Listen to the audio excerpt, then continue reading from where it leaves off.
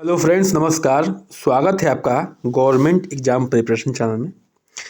देखिए, हम लोग जो है यूपी पीएससी यानी कि यूपी पीसीएस और आरओ एआरओ के लिए जो भी मार्केट में 5 महत्वपूर्ण किताबें हैं, ठीक है, 5 महत्वपूर्ण बुक्स हैं, उन पे हम लोग जो है स्मार्ट नोट्स की तरह काम करेंगे। जो भी एग्जाम्स में आए हुए हैं उन क्वेश्चन को डीप में जाके गहन अध्ययन करने का जो है हम लोग प्रयास करेंगे। चलिए शुरू करते हैं। उन्हीं प्रश्नों पे बात होगी जो आए हैं और जो आने वाले हैं, जिनके आने के पूरे चांस बनते हैं। चलिए शुरू करते हैं आज का सेशन। आज का जो सेशन है, देखिए, उत्तराखंड समीक्षा अधिकारी में 2021 में जो पूछा गया प्रश्न है उस पर हम लोग जो है स्मार्ट नोट्स देखने वाले हैं। तो चलिए शुरू करते हैं आज का ये सेशन। पहला प्रश्न क्या है कि संगम साहित्य जो है किस भाषा में लिखा गया है? संगम साहित्य किस भाषा में लिखा गया है? ठीक है, तो ये लिखा गया है तमिल भाषा में। किस भाषा में लिखा गया है? तमिल भाषा में लिखा गया है। इससे संबंधित जो भी इम्पोर्टेंट पॉइंट है जो कि आपके एग्जाम में आ सकते हैं, उसको थोड़ा हम लोग यहाँ पे देख लेते हैं। संगम साहित्य से देखिए, जो संगम संस्कृति में सुदूर दक्षिण के 3 राज्य, ठीक है, सुदूर दक्षिण के 3 राज्य चोल, चेर, पांड्य की संस्कृति आती है। ठीक है, जो संगम संस्कृति है उसमें 3 राज्य चोल, चेर और पांड्य आते हैं। संगम साहित्य के कुछ प्रमुख ग्रंथ कौन कौन से हैं? तोला कप्पियम, एतुतौके, शिलापादिकारम, मणि मैखले, जीवक चिंतामणि आदि। इतने पॉइंट्स को हम लोग यहाँ पे देख रहे हैं। आशा है कि जो है ये स्मार्ट नोट्स आपके कारगर होगी। अगले पॉइंट पे आते हैं, प्रश्न संख्या 2 पे आते हैं। 1906 में मुस्लिम लीग का गठन किस स्थान पर किया गया था? 1906 में जो है मुस्लिम लीग का गठन जो है किस स्थान पर किया गया था? एक्चुअल में जो प्रश्न पूछे गए हैं उनको ही जो हम लोग है एनालिसिस कर रहे हैं। ये ढाका में इसका जो है गठन हुआ था। 30 दिसंबर 1906 को ढाका में मुस्लिम लीग का गठन हुआ था। नवाब सलीमुल्लाह जो है संस्थापक अध्यक्ष थे। क्या थे इसके? नवाब सलीमुल्लाह जो है क्या थे? संस्थापक अध्यक्ष थे। इसका उद्देश्य क्या था मुस्लिम लीग गठन करने का? ये भी जानना जरूरी है। उद्देश्य था मुसलमानों में ब्रिटिश सरकार के प्रति निष्ठा को बढ़ाना। मुसलमानों में ब्रिटिश सरकार के प्रति निष्ठा को बढ़ाना था। उनके राजनीतिक अधिकारों की रक्षा करना भी जो है इसका मुस्लिम लीग का क्या था? मुख्य उद्देश्य था। प्रथम अधिवेशन अध्यक्ष कौन थे? वकार उल मुल्क, मुश्ताक हुसैन के नाम से भी जाने जाते हैं। ये वकार उल मुल्क जो है प्रथम अधिवेशन अध्यक्ष थे किसके? मुस्लिम लीग के। आगे बढ़ते हैं, प्रश्न संख्या 3 पे आते हैं। महान विद्वान अश्वघोष किस शासक का समकालीन था? महान विद्वान अश्वघोष किस शासक के समकालीन थे? तो कनिष्क के समकालीन थे। परीक्षा ब्रह्मास्त्र में कुछ इस पॉइंट को देख लेते हैं।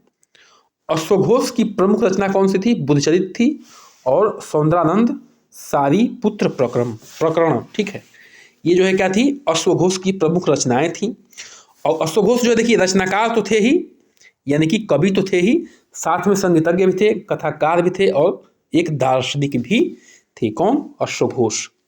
अश्वघोष के अतिरिक्त कनिष्क के दरबार में नागार्जुन भी थे, वासुमित्र भी थे, चरक भी थे और पार्श्व भी थे। ठीक है, तो ये भी आ सकता है कि नागार्जुन, वासुमित्र, चरक, पार्श्व किसके समकालीन थे? तो कनिष्क के ही समकालीन थे। इतना आपको याद रखना है। आगे बढ़ते हैं, प्रश्न संख्या 4 पे आते हैं। सुदर्शन झील का निर्माण किसने करवाया था? सुदर्शन झील का निर्माण जो है किसने करवाया था? वो करवाए थे पुष्यगुप्त वैश्य। पुष्यगुप्त वैश्य जो है सुदर्शन झील का निर्माण करवाए थे। ये जानकारी शक शासक रुद्रदामन के जूनागढ़ अभिलेख के 144 ईस्वी में जो अभिलेख लिखा गया था, 150 ईस्वी में, इससे मिलता है। ठीक है, रुद्रदामन के जूनागढ़ अभिलेख से किसका जो है पुष्यगुप्त वैश्य ने सुदर्शन झील का निर्माण करवाया था।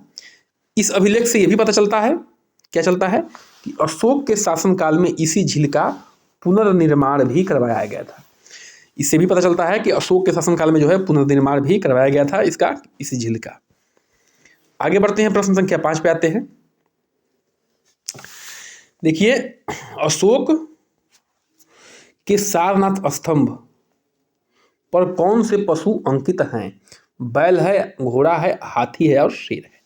ठीक है, हालांकि प्रश्न ये पूछा गया था कि कौन सा जो है जानवर अंकित नहीं है, गैंडा ऑप्शन में था। तो हम लोग जो है स्मार्ट नोट्स के तरीके से पढ़ रहे हैं, तो हम लोग थोड़ा डिटेल में पढ़ेंगे। अच्छा, एक बात और, जब हम ऐसे पढ़ते हैं तो थोड़ा हमारी मेंस की भी तैयारी इसमें हो जाती है। ठीक है, लेकिन फिलहाल हमें प्री पे फोकस करना है। अशोक के सारनाथ स्तंभ पर कौन से पशु अंकित थे? बैल, घोड़ा, हाथी और शेर अंकित थे। देखिए, दौड़ती हुई मुद्रा में इन सबको दर्शाया गया है। जो भी अभी हम जानवरों की बात किए हैं उसको जो है दौड़ती हुई मुद्रा में दर्शाया गया है। इसके अतिरिक्त अशोक के शिलालेख, स्तंभ लेख, गुहा लेखों से मौर्यकालीन सामाजिक राजनीतिक व्यवस्था के बारे में भी जानकारी प्राप्त होती है। ठीक है, सामाजिक और राजनीतिक व्यवस्था के बारे में भी जानकारी प्राप्त होती है। तृतीय बौद्ध संगीति जो है किसके शासनकाल में हुई थी?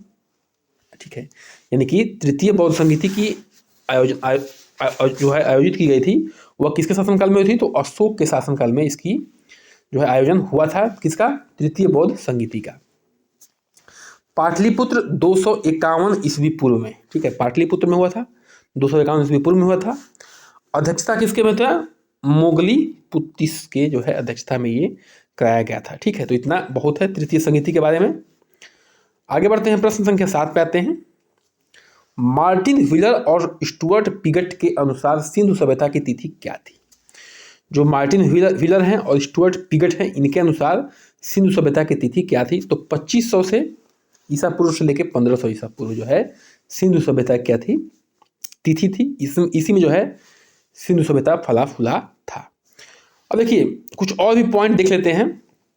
जो रेडियो कार्बन विधि है उसके अनुसार जो है 2300 ईस्वी पूर्व से लेके 1700 ईस्वी पूर्व जो है सिंधु घाटी सभ्यता का कार्यकाल माना गया है। देखिए, कहीं कहीं जो हम लोग डेट चेंज देखते हैं इसी वजह से कि ये जो है अन्य अन्य विद्वानों के माध्यम से लिखा होता है। जॉन मार्शल के माध्यम से क्या है 3250 ईस्वी पूर्व से लेके 2750 ईस्वी पूर्व तक हड़प्पा संस्कृति की उसको माना गया है।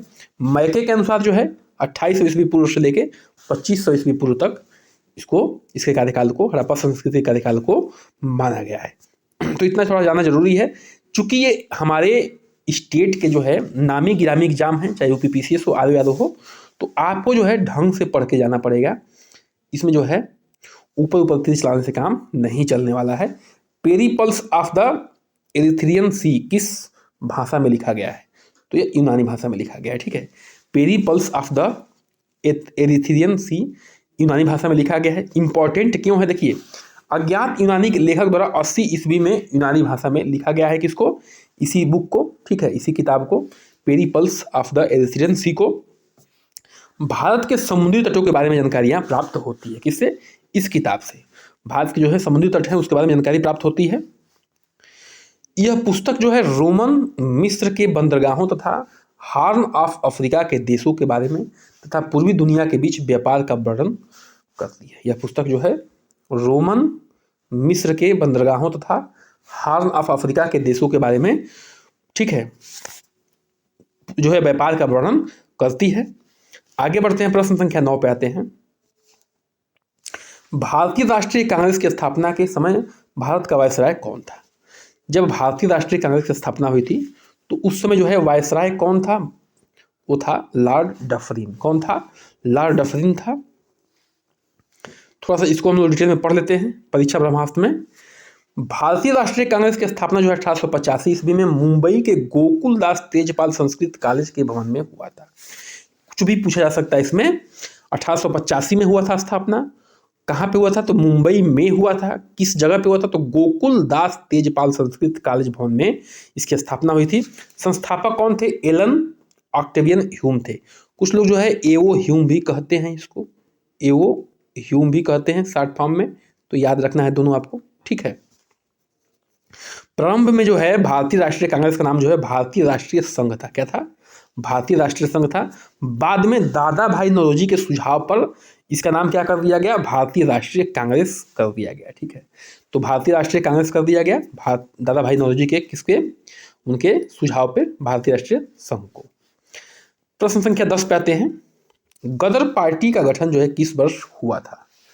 तो 1 नवंबर 1913 ईस्वी को अमेरिका के सैन फ्रांसिस्को नगर में, 1 नवंबर 1913 को अमेरिका के सैन फ्रांसिस्को नगर में, ठीक है, गदर पार्टी का गठन हुआ था। संस्थापक कौन थे? तो लाला हरदयाल साहब थे।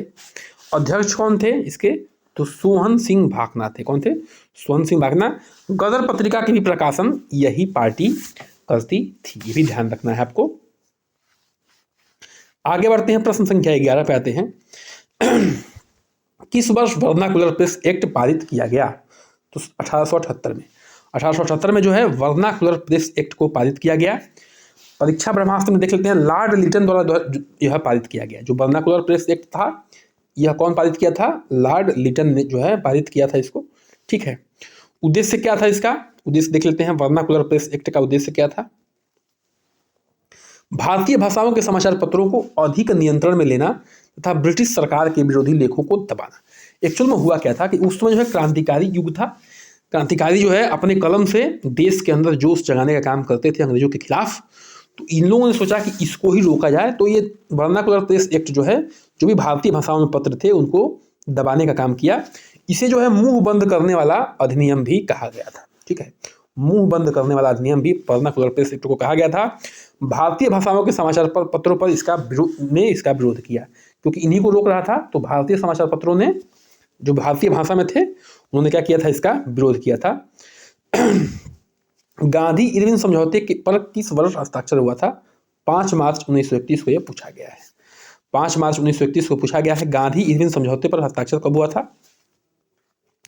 देखिए, तो ये हुआ था 5 मार्च 1931 को।